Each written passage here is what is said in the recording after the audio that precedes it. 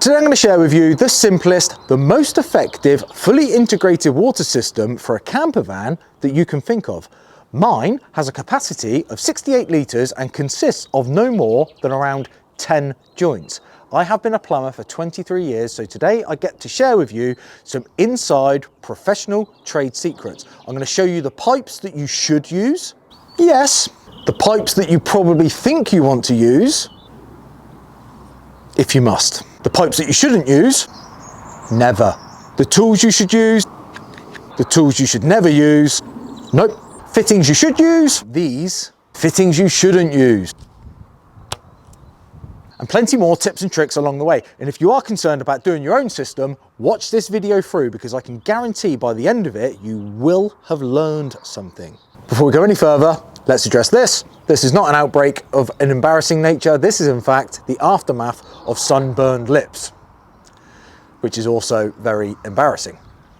Now, before I show you my water system, I want to talk pipe because there are many to choose from.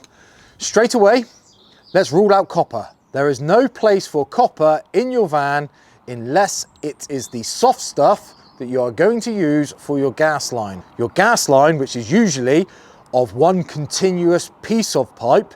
You can put joints in it if you really need to in accessible areas. That's a totally different subject. Water systems, there is no place for copper, no matter what you say. No excuses. Then we can move on to a couple of favorites. Now this is what I call like the hose style. It has a bigger OD, which means it's physically bigger in the outside diameter, even though the inside diameter is very similar to 12mm speed fit. So advantages and disadvantages of this hose is you can bend it. You can bend it in and out, up and down. You can't necessarily bend it over 90 degrees. So that's when you get into using the fittings, and the fittings for this aren't my favorite thing. I'm going to go on to show you that I've used this in my van, even though it would probably be my second favorite option. I've used this in my van for reasons I will explain. So there is a time and a place for this, and this is the product that I have chosen. We will talk more about fittings down the line. We're covering pipe at the moment. So yes, perfectly acceptable in the van world. Lovely and bendy, just not great if you've got a lot of it going in. I'll explain further. 12mm John Guest, or speed fit, as we all like to call it. The ideal product for plumbing in your van. Now it will come on a coil bound up like this, but it will straighten up with a few clips along the way, probably every 800mm, that kind of thing. This, I believe, is the perfect pipe for your van. The size isn't too intrusive. It comes in blue and it comes in red, so you can never forget which one is hot and which one's cold, but it does have its disadvantages. It can be quite expensive compared to other pipe work, and you can't just go and pick it up off the shelf. And we will pick up on that further when we talk about the fittings, because that could be the one reason why you decide to use something else. Like 15mm speed fit, John Guest. I don't believe that there is a place for this in camper vans. I don't like it. I have been a plumber for about 23 years, and we are always trained to hide this as much as possible. Under floors, in stud walls, in lofts, it's okay. I'm not a plastic hater. I'm not one of these that says, oh, everything has to be copper. I'm not an old school plumber, 23 years. That is not old school. This stuff is absolute genius, but I just hate seeing it. Open up a cupboard and stare at a load of this, and it just looks DIY. It's perfectly acceptable, don't get me wrong. And it comes with its advantages. You can go to B&Q, Screwfix, Toolstation and pick this up off of the shelf, and the fittings are easy to come by, and it's cheaper, but in my head, for one reason or another, it's not the thing to do. I am saying, for a system that comprises of a bit more than mine, which is a very, very simple setup, I'm suggesting the 12mm stuff. Like I said, tiny bit more expensive. It's online everywhere. There's not many places in the world where you can just turn up and buy some. So everything is order only. But this stuff, it looks great. It's designed to be in camper vans. Your water pump is going to be happy to use it. I'm saying this is plan A. This is plan B. Perfectly acceptable. When you start to have a bit more going on, it starts to look a bit messy and it looks a bit old school caravan style. But I like it. I've used it. Perfectly acceptable. Once again, comes in red and blue. So you can decipher between hot and cold at just a first glance. SpeedFit or Hep2O, all of the other versions that are out there, perfectly acceptable, not really frowned upon, just not my choice. I don't like it. And the driving force behind my disdain, let's call it, for using 15mm SpeedFit in a van setting isn't the pipe itself. It is in fact the fittings. This is a 15mm SpeedFit elbow, and this is a 12mm SpeedFit elbow. Look at the size difference between the two of these. But I'm not going to pretend that there aren't advantages to choosing 15mm SpeedFit for your van conversion. One of them mainly being availability. As I said before, you can pretty much pick these up anywhere, but you're going to have to wait for these. As far as I'm aware, there aren't many places where you can go in and pick these up. Online only. Amazon, I've learned, is going to be the quickest way to get these to your driveway. If you've got Prime, it will be next day. They pretty much do a variety of everything.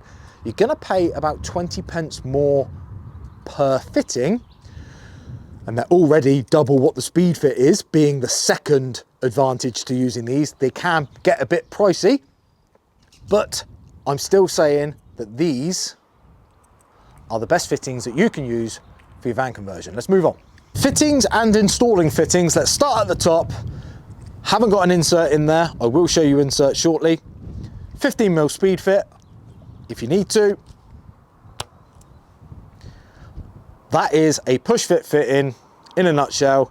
And once you're done, if you tighten that up like that, clockwise, that stops that being able to just pop off. They do sell collars that go into that section there that stop, say it was up against a bit of a piece of furniture and you drilled the hole wide enough for the pipe but not wide enough for the fitting, say it pulled on that, you could pull that off by accident just like that. Demountable. Once an insert is on there, and that's why I've not put it in there at the moment, once an insert is on there, chances are when you remove that, the insert will end up in there. It's really, really annoying. You have to kind of undo this, strip it down, remove the insert and then reuse it. So you can reuse it, but it is a bit of a nightmare.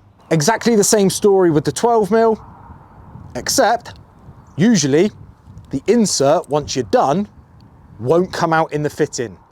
So that's a bit more favorable. They are a bit stiffer, but simply on. I like to give it a little bit of a twist on the way in, a little bit of a twist on the way out. It just helps it a little bit.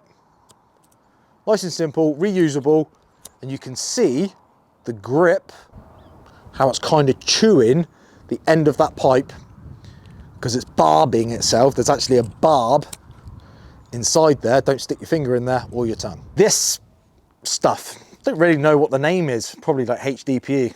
If I find the name, I'll put it down below there. See, the walls on this are a lot thicker. I like it. I do like this stuff. It does have a lot of good traits. But when we get into using lots of fittings, if you're teeing off for this and teeing off for that, it gets a bit big and it gets a bit clumsy. The fittings are like this. That is called a barbed fitting. Basically, in a nutshell, that gets squeezed onto there and then you put a Jubilee clip around it. So it doesn't look the prettiest in the world either. Now, did you see how that slots on there? A bit too easy. If you learn nothing else from this video, learn this. When shopping for fittings for that style of pipe, a lot of the ads are gonna say it's 1/2 inch barbed. That is 1/2 inch barbed, and it went on a little bit too easy for my taking. This, however, is 13mm barbed. When you're shopping for fittings for that style of pipe, make sure it is 13mm barbed. That's the golden number. Because check this out. This requires a bit more pushing on. That, for example, I would almost trust without a Jubilee clip. I've done myself in here because that hasn't got enough on it.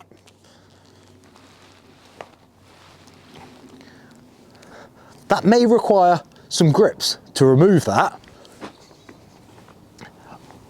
unlike the 1/2 inch. So I will put links in the descriptions to all the kind of fittings that I have found to be advantageous. But yeah, you see that will clamp down with a Jubilee clip, don't get me wrong. I just prefer that because that, well, I can't get it off. This is an equal 90, don't matter what size of pipe we are using, that's just what it's called. It's an equal 90, and what that means is it's the same size there as it is here. That's 15 mil, that's 15 mil, 12 mil equal 90. We also get spigot 90s. That, in fact, is a female there because that takes it. That is a male because it gives it. That there is equal to 15 mil pipe. Now, the idea of these are you can turn in quick succession. So rather than using a 90, a big bulky 90 like that, and then another big bulky 90, by putting one into the other, you can turn a little bit quicker, or you can turn out and up like that. Going back to the reason why I prefer the 12 mil, once again, look at the size difference between these two configurations.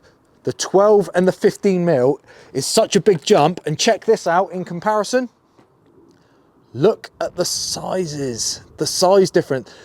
If you've got a lot going on, a system that's got a shower over here and a tap over here and a little water feed over there, it's just going to get messy. They are just so big and clumsy and cumbersome in a van setting for my liking. This little badger here is a 12 mil to 1/2 inch male. Why is that called a male? Do you remember? Because that one gives. This one is a 12 mil to 1/2 inch female. That one receives. So male into female like that. You would never use that, by the way. There's a single fitting that achieves that, and I'll talk about that shortly. I keep saying that, but I will cover everything. When are you going to use these? That fitting there is the ideal solution to get you from 12 mil pipe to something, say, like a tap flexi. You may use a household domestic tap for your van, absolutely perfectly acceptable, or even nowadays, the tap fittings from camper vans are coming with 1/2 inch female, so the end of the flexi hose looks a little bit like that, dangling around. In one fitting, pop that on there like that, screw that on. Your flexi usually comes with a rubber washer inside it, just like that. That has a flat surface. One single fitting will get you from pipe to flexi. I've seen some monstrosities going little bit of hose or barbed fitting up to a 1/2 inch brass fitting. You don't need to. If you scour the internet, every single fitting that you can think of exists. Believe me, because I made a point of scrapping out as many fittings as possible on my own system, which I will show you probably tomorrow because it's freezing. How do we know if it's 1/2 inch or 3/4? Obviously, given enough time, you'll just look at it and you'll be able to tell. But in the meantime, 1/2 inch, you're going to be able to get your finger in it to a certain extent. Your little finger will probably sail straight through it. So if you look at that size there, you got that and you want to add a fit in and you're like, is it 1/2 inch, is it 3/4? 1/2 inch is about the size of a ring. 3/4, unless you've got really big sausage fingers, your little finger's going to sail right through there. Now, for those of you that really know your stuff, that's actually a 22 mil nut and is actually a different size to 3/4, but it's close enough. It's going to go on there loose. Probably only going to come across 2 different thread sizes when talking about a van conversion water system, and it's going to be 1/2 inch or 3/4. 1/2 inch is the smaller version, 3/4 is the larger. Which moves us on nicely to fittings such as this. This is a 1/2 inch male, because it's an outie, and that is a 13 mil barbed. And this one actually, can you see it? It says 13 mil on there. Remember that golden number of 13? Absolutely perfect for pipes such as this. I mean, look at that fit. That one might even, that will go on there, but I don't want to lose it forever like I did the other one. That one will get you from, say, water tanks. Got a water tank underneath that I'm going to show you shortly. That will require a few wraps of PTFE tape. I'll show you how to do that shortly. Wind that into your tank, push that bad boy on there, Jubilee clip. You've got yourself a transition from a 1/2 inch thread to pipe work, and they do that in speed fit and all kinds of different sizes. The equivalent to that in speed fit, in fact, is the previous one that I kind of showed you. That is the male. So if you want to come off your water tank with speed fit 12 mil, use one of them. And they obviously do all of these in 15 mil. You will find every fitting in the world available in 15 mil. That is the most generic 15 mil or ½ inch like that. You can transition from any pipe to pretty much anything in 15 mil. And if you look hard enough, I promise you will find the same fittings available for this pipe and 12 mil John Guest. This is a bulkhead fitting for 12 mil John Guest. I like it. The idea is, if you were going for a unit, for example, or even a piece of sheet metal, you can drill your hole wide enough for that, and then you push your pipe into that side, you clamp whatever material is in the middle, and then you go again from there. Most people would just drill a hole straight through, but if for whatever reason you need to keep that area sealed or keep it pretty, because that looks a hell of a lot nicer than a continuous bit of pipe going through a hole, just rattling around. But you've got to remember, you've just created another 2 joints there, 2 more points of failure. Don't believe that every single joint has a potential leak, and even though it kind of does. Don't be afraid to use joints. But also, if you cannot, why would you? Because everything has the ability to fail.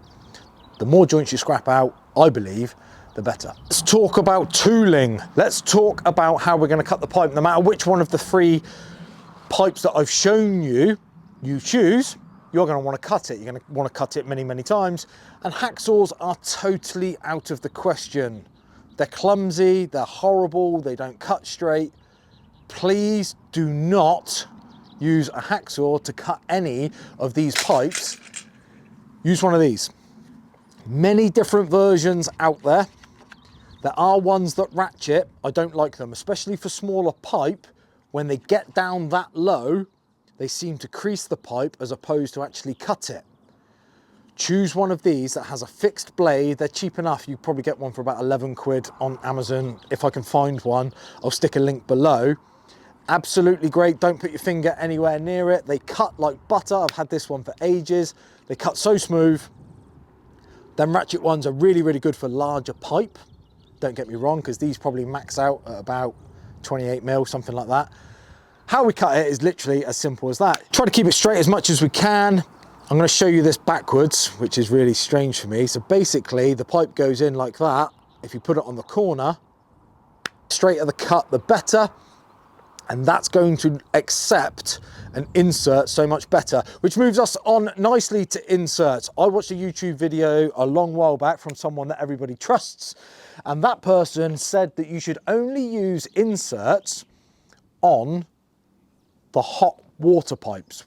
And I don't know why. I don't know what the understanding or the relevance of what kind of temperature the water pipe's going to be. Use an insert on every single joint without question. It's not up for debate. Check this out. If you don't cut this pipe perfectly, that happens to the end of it. When you cut the pipe nice and quick in a confined space, that happens to the end of it. Square peg, round hole, you try and stick that in there, it's elongated. Now, I did that purposefully, don't get me wrong. I did that to be a bit obnoxious and a bit pedantic.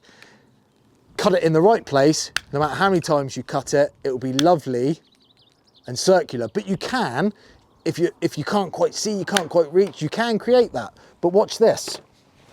When you get an insert, you might want to push that onto a flat surface because they are a bit stiff. Use your hand like that. That has now created the perfect circle. It's not up for debate. Look how that will be the perfect joint. And going back to what I said previously, unlike the 15 mil, once they come off, they usually stay in there. That's how we cut pipe. That's why we use inserts. Not up for debate, either of those points. And yes, that noise was one of these bits of pipe shooting off into my black van. When to use PTFE, why we use PTFE, and how we use PTFE. So the when. You are going to want to use PTFE tape when you are using a threaded joint. but not all the time. As I previously stated, that is called a male iron, which means that has a bit of a flat surface there. If that is going into that, which has a rubber joint, it doesn't need it. It probably doesn't actually need more than hand tight. That I know for a fact will be absolutely watertight now, but we always nip it up with an adjustable or set of grips if you have to, that kind of thing. That doesn't need PTFE tape. You are actually doing more damage than good if you PTFE tape that as well, because you're preventing that surface touching that surface.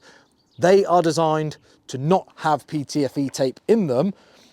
But for example, the other end of this, quite handy, that's a female, that's a male.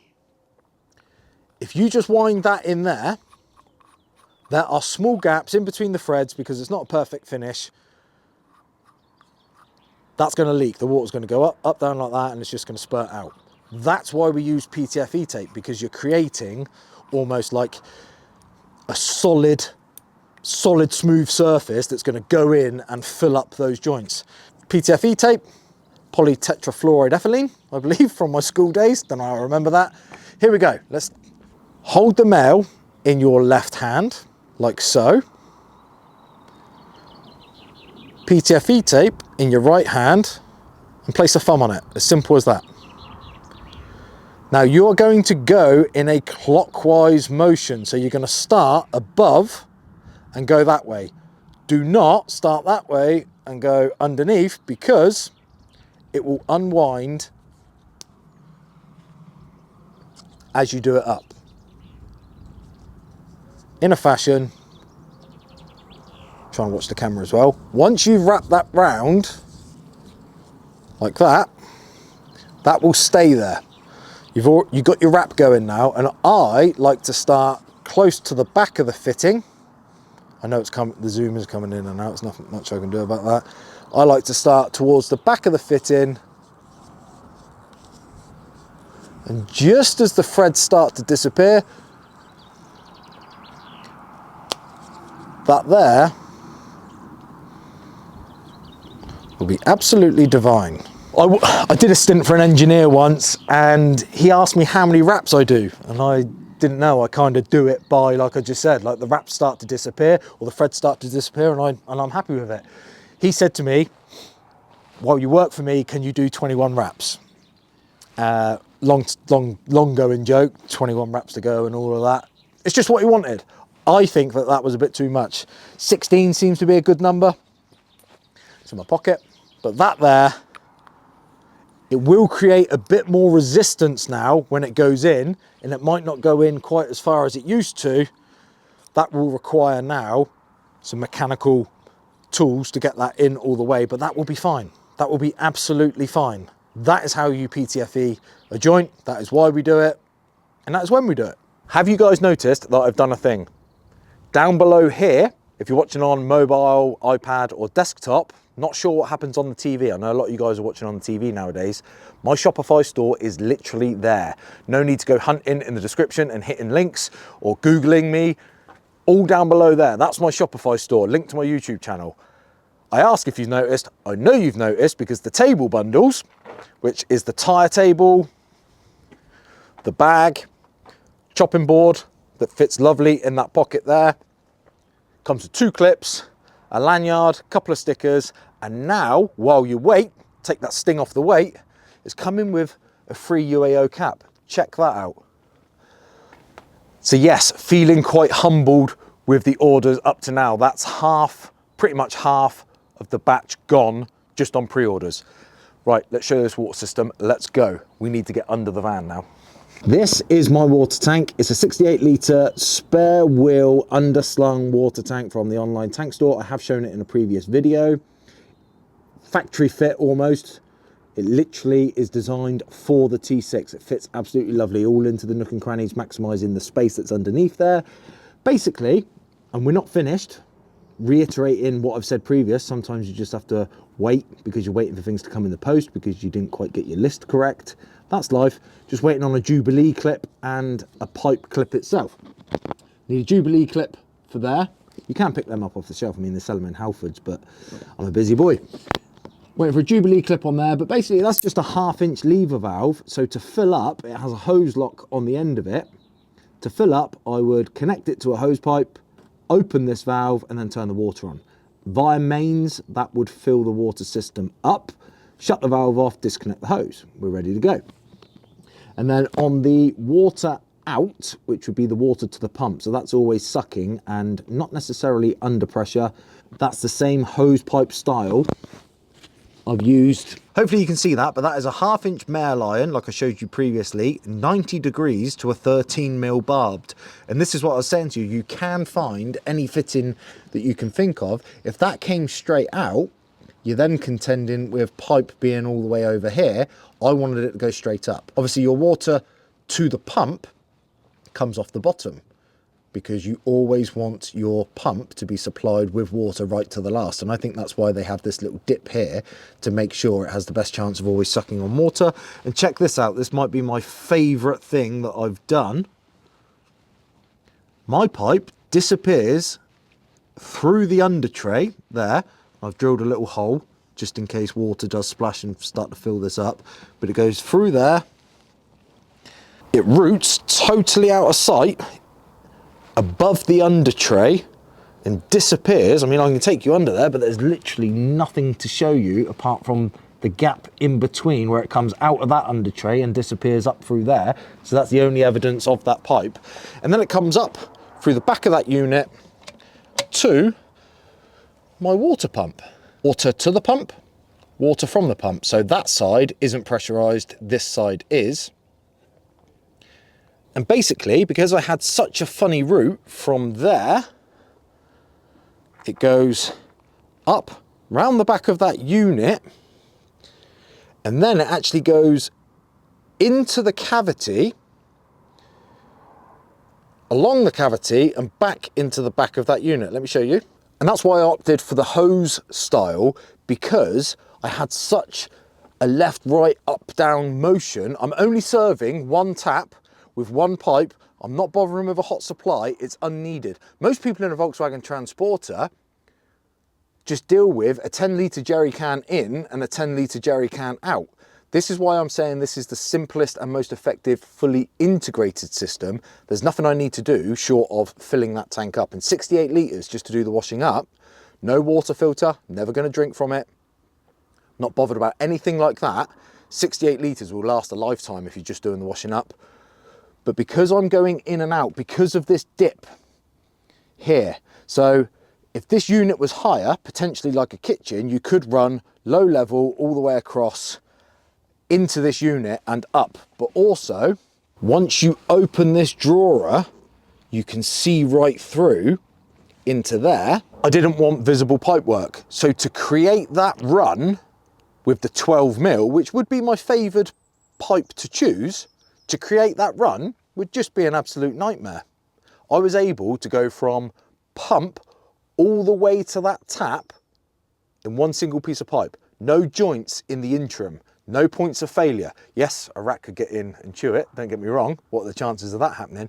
But I've got a joint at that end which is accessible, and I've got a joint at this end which is also accessible. Another top tip, check this out.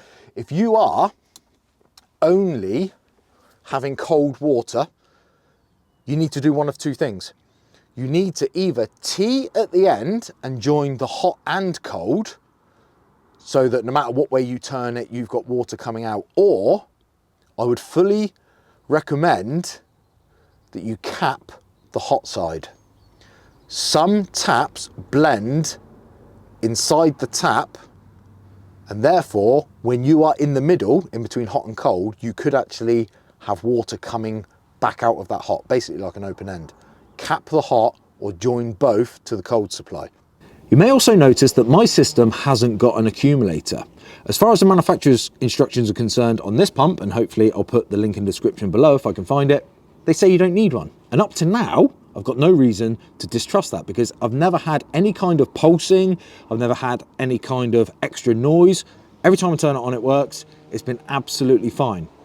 I have got a small strip back system, don't get me wrong, but as far as I'm concerned, that's all I've needed up to now. Let me show you how I turn it off and on. So in my cupboard under the sink itself, I have a switch and an analog gauge. So I switch that on.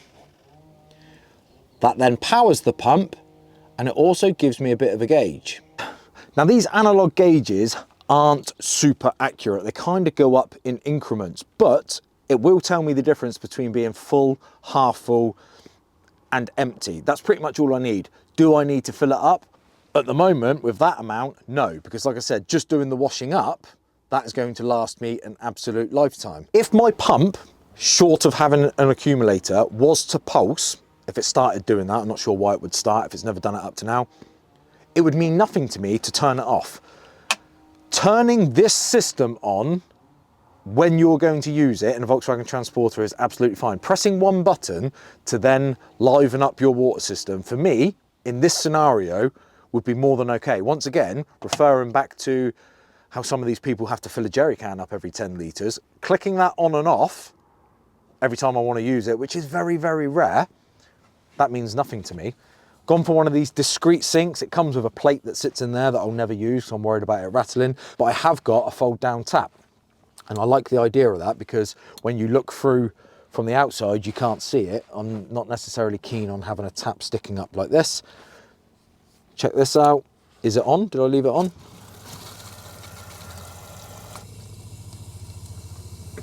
Absolutely perfect little sink system.